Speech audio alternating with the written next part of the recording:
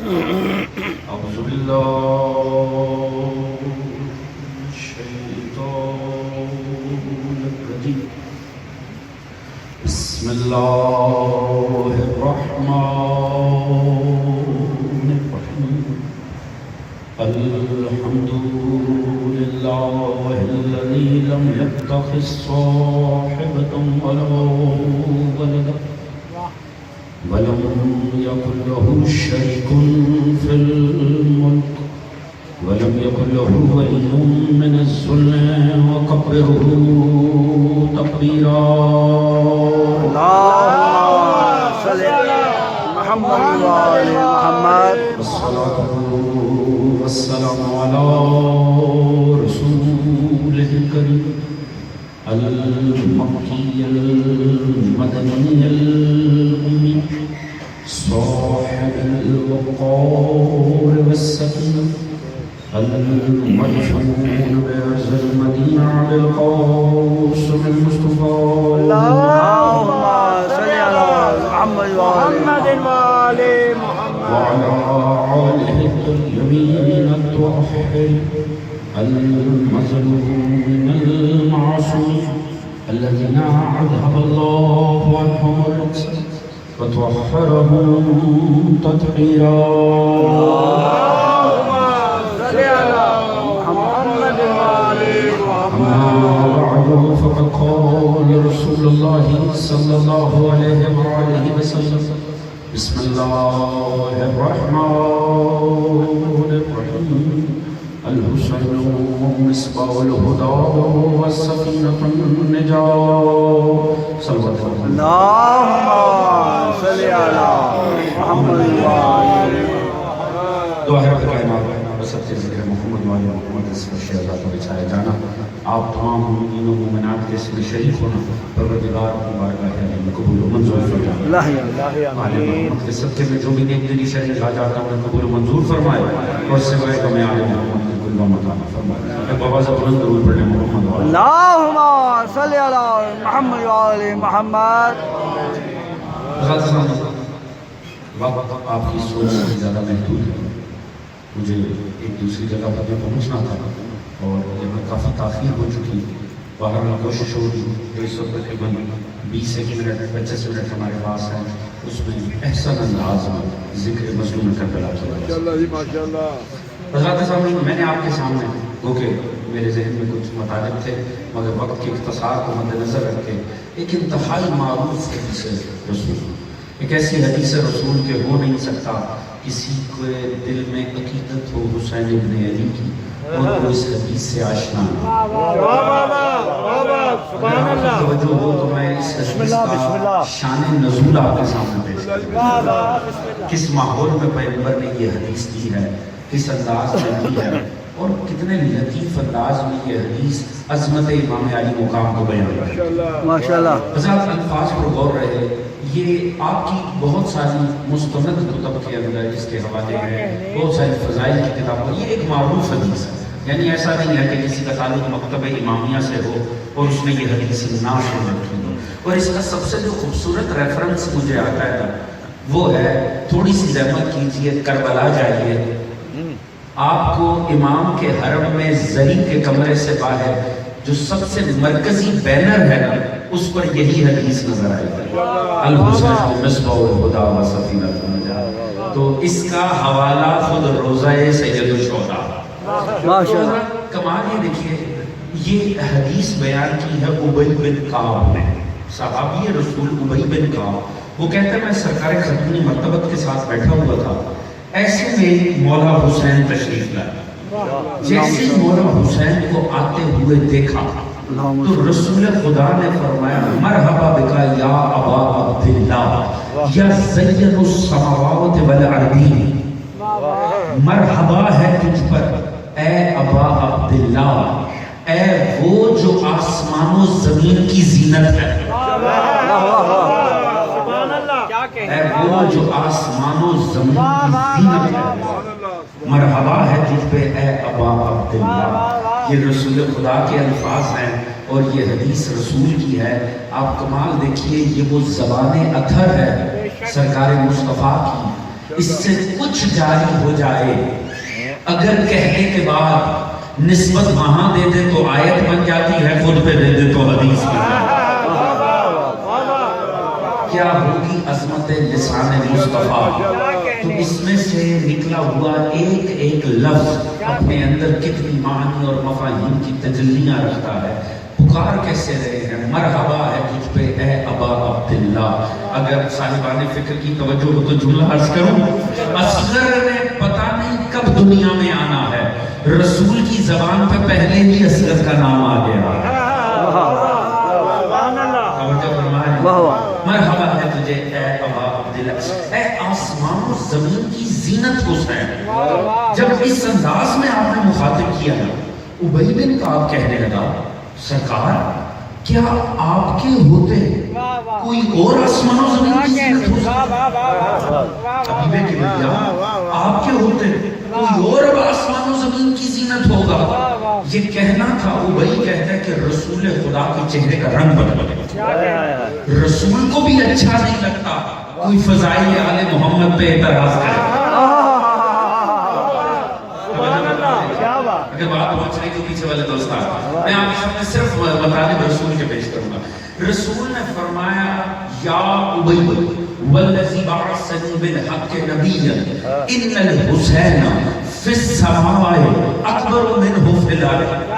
اے کعب کے بیٹے، اے ابی سن، تم نے کیا پہچاننا ہے حسین کو، تم کیا سوچو گے حسین کو، تم کیا سمجھو گے حسین کو؟ سن ابی، سن کعب کے بیٹے، حسین آسمانوں میں زمین سے بھی زیادہ بلند ہے۔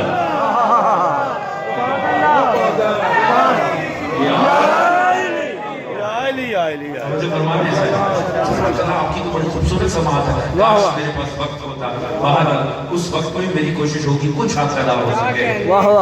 اے سن اے ابی والذی بعثنی بالحق نبیا ان الحسین فی السماء اکبر منہ فی الارض۔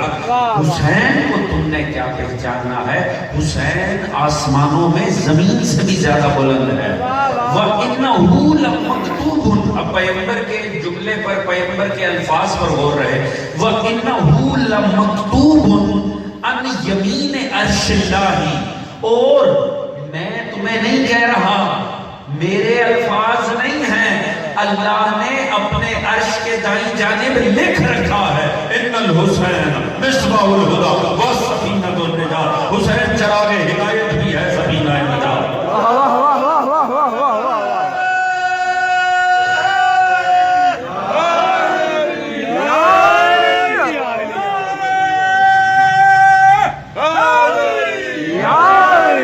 ماشاءاللہ ماشاءاللہ سبحان اللہ۔ پیچھے گلی میں کھڑے ہوئے دوستان، اگر آپ بیٹھنے کی زحمت کریں گے تو اجر بڑھ جائے گا انشاءاللہ۔ آپ گھر سے تو مجلس تک آ گئے ہیں، اگر فرش اعظم پہ بیٹھ جائیں گے نا، اللہ آپ کے اجر کو ملٹیپلائی کر دے گا، یہ یقین ہے۔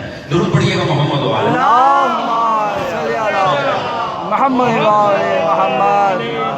بات پہنچ رہی ہے نا دوست؟ بسم اللہ۔ میں نے آپ کے سامنے ساتھ حدیث رسول پیش کی، پیغمبر ختمی مرتبہ، اور یاد رکھیں فضائل ہونا آل محمد کے تو حق بنتا ہے زبان محمد۔ واہ واہ واہ واہ واہ واہ، کیونکہ جو ہستی نے جانتی ہے وہی فضائل پڑھ سکتے ہیں۔ واہ واہ۔ پیغمبر فرما رہے ہیں سنو، حسین آسمان میں زمین سے بھی زیادہ بلند، اور مجھے قسم اس بات کی ہے، دیکھیے جیسے ہی ابی بن کعب نے کہا کہ آپ کے ہوتے کوئی اور آسمان و زمین کی زینت ہوگا، پیغمبر نے فرمایا والذی بعثنی بالحق نبیا، مجھے اس کی قسم جس نے مجھے حق کے ساتھ نبوت دی۔ اگر توجہ ہو دوستان، جو فضائل پڑھنے تھے حسین کے حق کے ساتھ نبوت کی، رسول بتانا چاہتے تھے دنیا والوں یاد رکھو حسین کی عظمت کا تعلق انسانی سوچ کی پستی کے ساتھ نہیں، نبوت کی بلندی کے ساتھ۔ تو رسول خدا فرما رہے ہیں مجھے اس کی قسم جس نے مجھے برحق نبوت عطا کی ہے۔ تم کیا پہچانو گے حسین کو، حسین آسمان میں زمین سے بھی زیادہ بلند. اور یہ الفاظ دیکھیے، یہ الفاظ فرما کے آپ نے حدیث کی کیٹیگری کو بدل دیا. آپ نے فرمایا وَإِنَّهُ لَمَكْتُوبٌ عَنْ يَمِينِ عَرْشِ اللَّهِ، یہ اللہ نے اپنے عرش کے دائیں جانب لکھ رکھا ہے. دائیں جانب یہ میں نہیں کہہ رہا، اللہ نے لکھ رکھا ہے.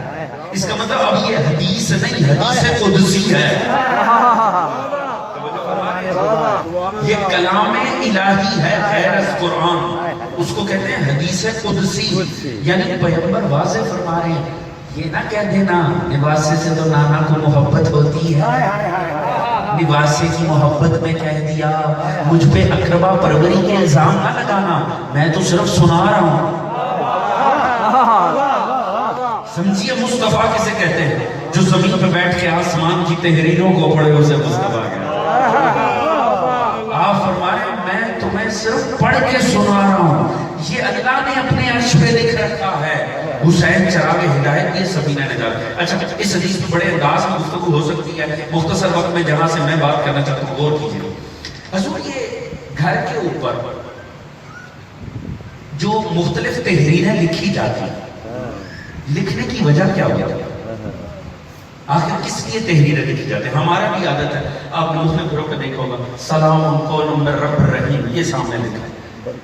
یہ جو لکھا ہے ایک بات تو حتمی ہے، جو رہتے ہیں وہ قوم نصارہ سے ممکن ہے. یہ پڑھنے کے بعد کوئی سوچ سکتا ہے جو اندر رہتا ہے کہ وہ کسی دوسرے مذہب سے تعلق رکھتے ہیں الا اسلام. کیوں؟ آپ نے دروازہ کھٹکھٹا کر نہیں پوچھا کہ بھائی آپ کا عقیدہ ایمان کیا ہے.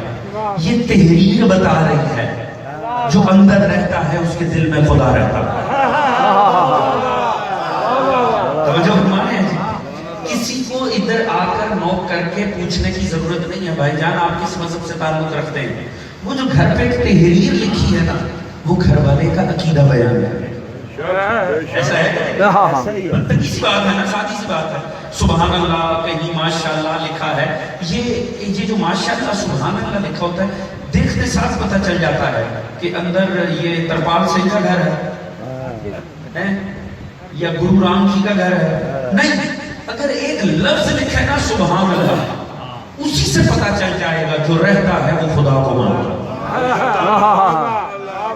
بغیر ملے ہوئے، بغیر نوک کیے ہوئے، بغیر ان سے مزاج پرسی کیے ہوئے آپ کو ایک لفظ سے رہنے والے کے گھر کا جو رہ رہا ہے اس گھر میں اس کا عقیدہ پہچان جائے.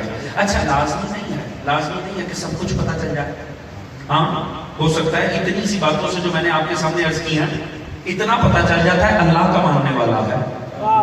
مگر ہو سکتا ہے کوئی ایسا ہو کہ صرف اللہ بس اللہ اللہ ہی اللہ، ادھر نعت رسول سنے ادھر مزاج بگڑ جائے. یہ بھی تو ہو سکتا ہے. اگر کسی گھر پہ لکھا ہو صدقے یا رسول اللہ، توجہ ہے جیسے لکھا ہوتا ہے نا یا رسول اللہ، ایک بات حتمی ہے صرف اللہ بس اللہ اللہ والا معاملہ نہیں ہے. توجہ ہے. چلے بات الفاظ دیگر کہہ دیں، کوئی آل سعود کے مذہب سے تعلق رکھنے والا نہیں ہے. اس کا مطلب ہے وہ نبی کی نعت بھی سن لیتا، اسے سرکار رسالت پہ جان چھڑکنے والا. یہاں پر بھی چلے اتنا تو پتہ چل جائے گا. مگر ہوتا ہے نا آپ مخصوص علاقوں میں، یہاں بھی آپ کے علاقے میں یقیناً گھروں پہ لکھا ہوگا، آپ کہیں لکھا ہوتا ہے عطیہ اہل بیت، کہیں کاشانہ پنجتن لکھا ہوتا ہے نا. دیکھتے ساتھ پتہ چل جاتا ہے اس نے اللہ کا نام نہیں لکھا، نبی کا نام نہیں لکھا، مگر عطیہ اہل بیت لکھنا، کاشانہ پنجتن لکھنا اس بات کی دلیل ہے اللہ کو مانتا، نبی دل میں بستا. توجہ فرمائیں جی. تحریر پیچھے تک رہے تو آگے تک کا پتہ نہیں چلتا، مگر اگر اہل بیت کا نام دروازے پہ لکھا ہے نا، پنجتن کا لکھا ہے، اس کا مطلب ہے توحید بھی مانتا ہے، نبوت پر بھی ایمان ہے، مگر غدیر سے پیچھے کا نہیں ہے.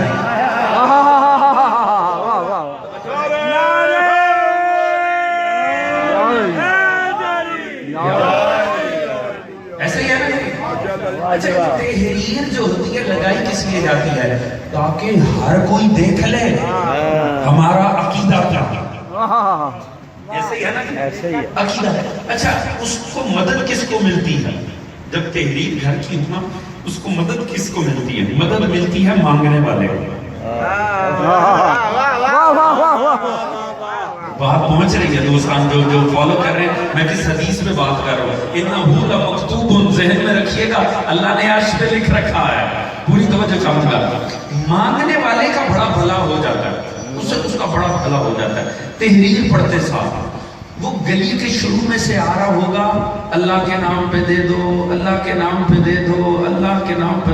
جیسے ہی وہ تحریر پڑھے نا اہل بیت کے نام کی، پنجتن کے نام کی، اس کا انداز ہی بدل جاتا ہے. وہاں سے اللہ کے نام پہ آ رہا ہوتا ہے، یہاں آتے ساتھ کہتا ہے نظر اللہ نیاز حسین. کیونکہ اسے پتا ہے اگر مانگنے والے کی فکر کے مطابق مانگو تو پھر کھل کے عطا ہوتا ہے. اب میں دوبارہ دہراؤں، رسول فرما رہے ہیں انہو لمکتوب ان یمین عرش اللہ، اللہ نے اپنے عرش پہ لکھ رکھا ہے الحسین مصباح الہدی و سفینۃ النجات. اللہ نے اپنے عرش پہ نام حسین کی تختی لگا رکھی ہے. جب بھی کوئی ہاتھ اٹھائے سوچ لے کس کا واسطہ دینا ہے. اگر مانگنا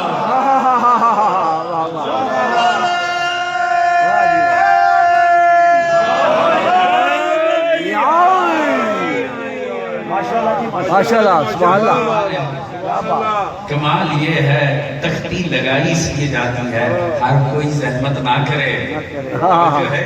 اور اگر زحمت کرنے لگا ہے تو پہلے رہنے والے کو پہچان لے. اللہ نے اپنے عرش پہ نام حسین کی تحریر لگا دی. لہٰذا اگر کسی کو مانگنا ہے وہ اس بات کو مد نظر رکھے جیسا حسین کا وسیلہ دے گا اللہ ویسی شان سے عطا کرے. فرمایا کہ انتہائی مختصر وقت ہے، تقریباً ختم ہے، مگر میں ایک جملے عرض کرنا چاہوں گا. 2 ٹرمز استعمال کیے ہیں، وقت ہوتا میں آپ کے سامنے بیان کرتا. یہ دونوں قرآن سے نہیں، یہ دونوں قرآنک ٹرم ہیں. چراغ ہدایت بھی، سفینہ نجات بھی. چراغ ہدایت میں دوستوں کو عرض کرتا ہوں سورہ نور کی جا کے 35ویں آیت پڑھ لیں، آپ کو چراغ کا ذکر ملے گا. اللہ اپنے نور کی مثال چراغ سے دیتا ہے. اور سفینہ نجات وہ تو آپ کے ذہنوں میں موجود ہوگا. سفینہ نجات اللہ نے ایک چلوایا ہے اور بتا دیا دنیا کو کہ یاد رکھو سفینے میں نہ سوار ہو نبی کا لگتا بھی ہو تو جہنم میں جاتا. جو ہے جی ہاں، نبی کا بیٹا بھی سوار نہ ہو سفینہ نجات پہ اللہ اسے غرق کر دیتا ہے. امتی کی حیثیت کیا ہے؟ توجہ ہے جی. اور سفینہ نجات ہے ذات گرامی حسین ابن علی. بس ایک ہی فرق بیان کرنا ہے کیونکہ زیادہ بیان کرنے کا میرے پاس وقت نہیں ہے. نوح کا سفینہ تھا، حسین کا نہیں. حسین سفینہ ہے. فکر بیٹھے ہیں. خدا کی قسم جملہ بڑا لطیف ہے، اگر میں پہنچا پایا تو آخری دوست جو کھڑے ہوئے وہاں تک اگر بات پہنچے لازمی ساتھ دیجیے گا. یہ فرق ہے. اللہ نے نوح کو سفینہ قرار نہیں دیا، نوح کا سفینہ تھا. حسین کا سفینہ نہیں، حسین ذات میں سفینہ.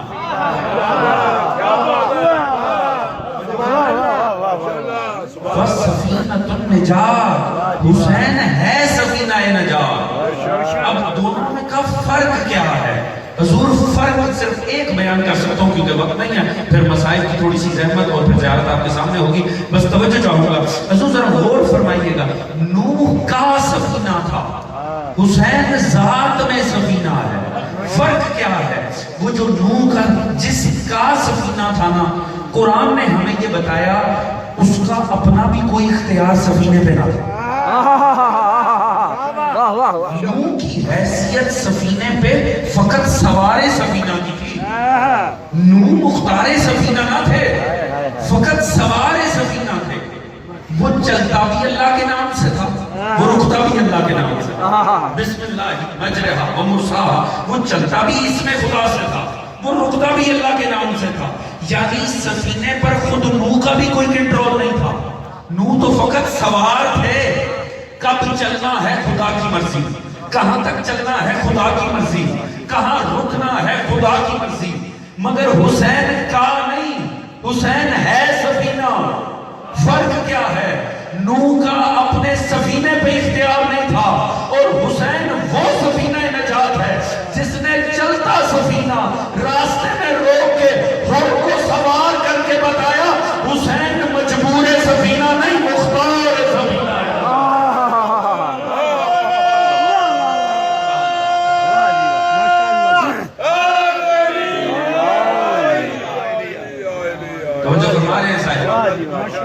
حسین ابن علی مختار سفینہ نجات۔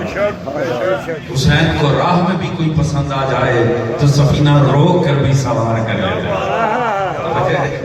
یہی ہمارے لیے امید ہے۔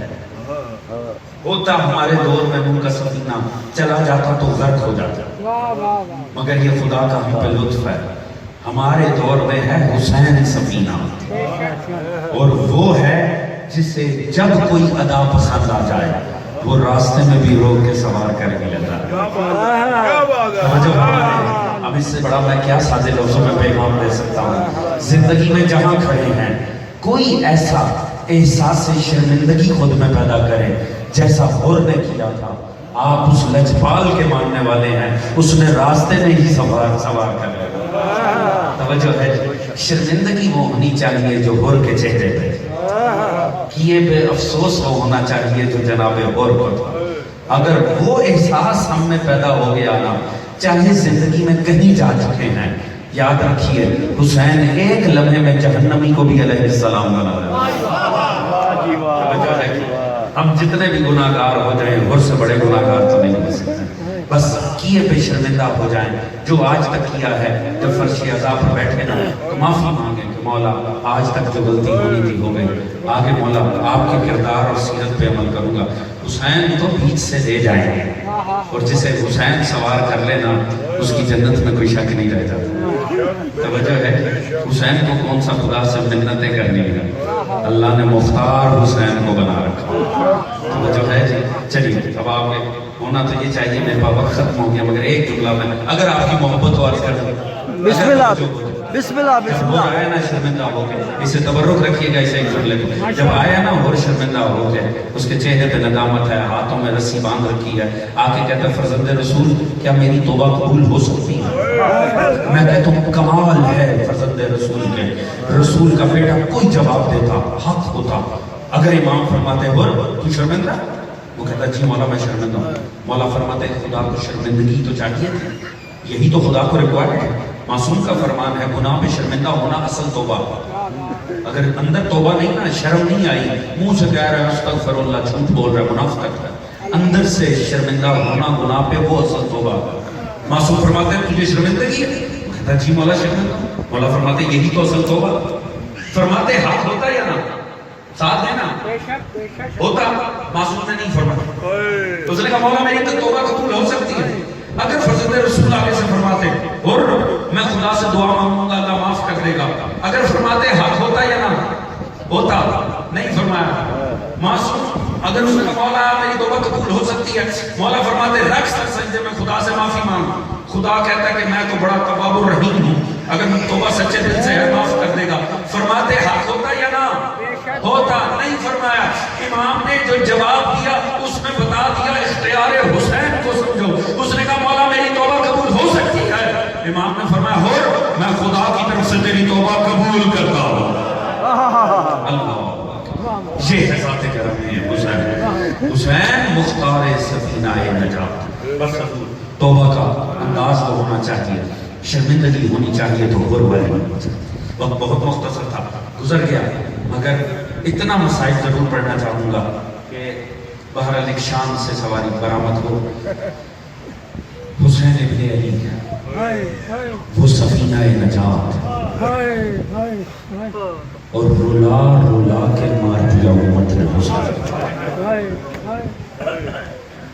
اور باقی کہہ کے مار دیا حسین۔ وہ فرزند رسول جو امت کو بخشوانے ہیں، انہیں باغی کہہ کے مار دیا امت۔ میں نے کوئی نوحہ سنا تھا، اس کو مجھے اشعار کا صرف مفہوم ذہن میں ہے کہ جناب زینب کو پتھر مارے نہیں روئے. کسی نے باغی جو کہا بھائی تب رو دی زینب آئی. یہ لفظ کتنا سنگین ہے. اور صرف ایک روایت پڑھ کر بتانا چاہوں گا کہ وقت آخر امام کو اس لفظ نے بھی کتنی اذیت دی ہے. راوی کا نام ہے عبداللہ. یہ رہنے والا تھا کوفے کا. عبداللہ ازدی کے قبیلے سے تعلق رکھتا تھا. یہ 9 محرم کو کہیں گیا ہوا تھا کسی سفر سے. یہ پلٹا 9 محرم کو یہ اپنے شہر میں داخل ہوا کوفے میں. اس نے دیکھا سارا کوفہ خالی پڑا. کوفہ ویران ہے, سنسان ہے, بازار خالی ہیں, دکانیں خالی ہیں, چوراہے بے رونق ہے. بڑا حیران ہوا. گھر پہنچا, آ کر بیٹی سے کہتا ہے بیٹی کیا شہر پہ کوئی بیماری پڑ گئی ہے؟ اس دور میں ہوتا یہ تھا کوئی بیماری پڑے نہ شہر کے شہر خالی ہو جاتے تھے, کیونکہ علاج اتنی جلدی ملتا نہیں تھا. وبا پھیلتی تھی, لوگ شہر خالی کر دیتے. اس نے کہا بیٹا کوئی وبا پڑ گئی ہے, کوئی بیماری پڑی ہے؟ اس نے کہا نہیں بابا کوئی بیماری نہیں پڑی, کوئی وبا نہیں آئی. کہا بیٹا یہ اہل شہر کہاں چلے گئے ہیں؟ کہا بابا سنا ہے کسی باغی نے خروج کیا, سنا ہے اسے کربلا میں گھیر لیا گیا. اب یہ ساری فوجیں وہاں گئی ہیں اور حکمران کا اعلان ہے سارے جا کے باغی سے جنگ کرو. اور بابا آپ بھی جلدی جاؤ اس سے پہلے کہ سپاہی آپ کو دیکھ لیں. اگر ان کی نگاہ پڑ گئی تو بیت المال سے نام خارج ہوگا, گھر گرا دیا جائے گا, سزا ملے گی. بابا جلدی چلے جاؤ. اس نے تیاری کی, جیسی آمادہ ہو کر اس نے زیادہ راہ لیا. یہ نکلنے لگا, بیٹی نے دروازے پر روک لیا. کہا بابا جب باغی سے جا کر جنگ کرو گے تو مال غنیمت بھی ملے گا. بابا ایسا کرنا, مال غنیمت میں نا ایک عقیق کی انگوٹھی میرے لیے لیتے آنا. جب اس باغی پہ فتح مل جائے ایک عقیق کی انگوٹھی لے آنا. اس نے وعدہ کر لیا. یہ گھوڑا دوڑاتا ہوا کیا کربلا کی. یہ داخل کربلا ہوا عصر عاشور.